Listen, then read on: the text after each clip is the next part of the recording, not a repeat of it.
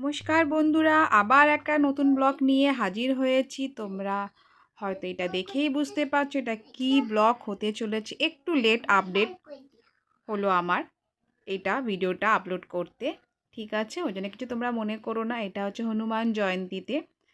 তো আমি গিয়েছিলাম, আমাদের বাড়ির সামনেই একটা হনুমান মন্দির আছে, খুব বড় হনুমান মন্দিরটা।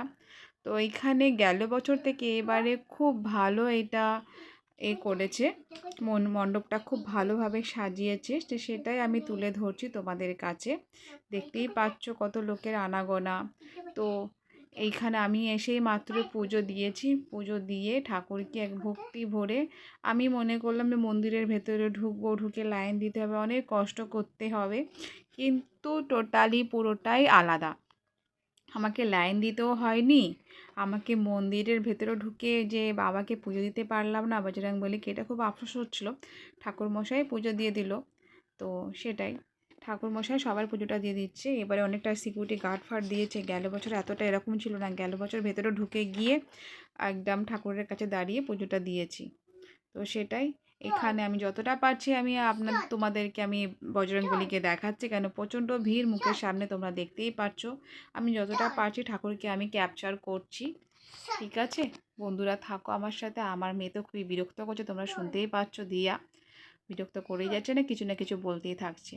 তো সেটাই, এটাই রাস্তাটা দেখতেই পাচ্ছ, পুরোটা ক্যাপচার করছি তোমাদেরকে দেখানোর জন্যে।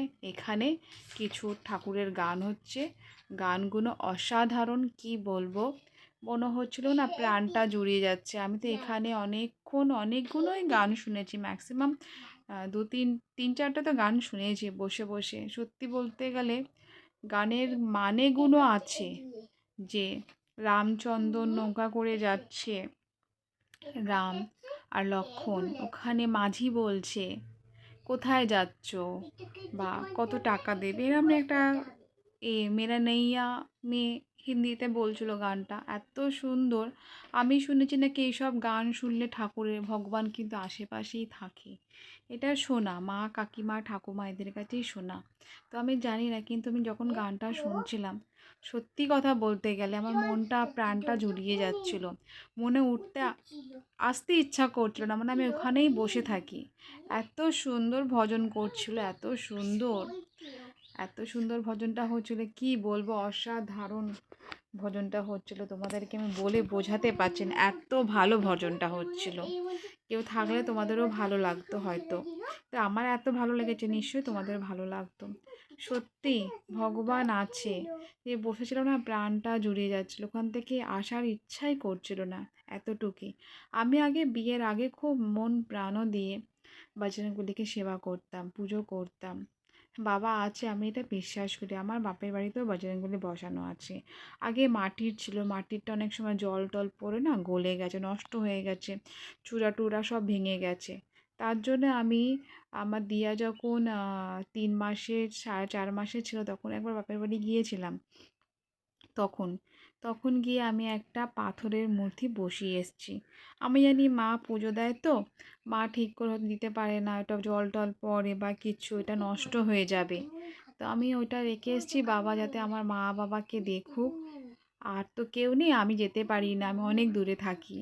তো সেটাই, তাই জন্যে বাবাকেই বসে রেখেছি, বাবাই ওর মা বাবাকে দেখবে, আমার বাপের বাড়ির ফ্যামিলিটাকে দেখবে, মা বাবাকে দেখবে, যাতে ওরা ভালো থাকুক, সুস্থ থাকুক, এছাড়া আর কিছু না।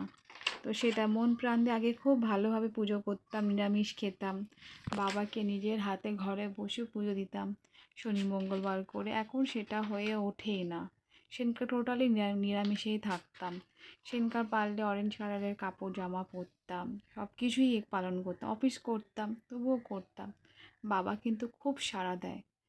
জয় শ্রীরাম, জয় বজরংবলী। তো সেটাই, আমি খুব মন প্রাণ দিয়ে বাবাকে ডাকি, আমার কোনো বিপদ আপদ হলে বাবা খুব সাড়া দেয়, বাবা আছে, আমি জানি বজরংবলী আছে। তো চলো, ব্লগটা আমি এখানেই শেষ করছি, আবার আসা হচ্ছে নেক্সট ব্লগে।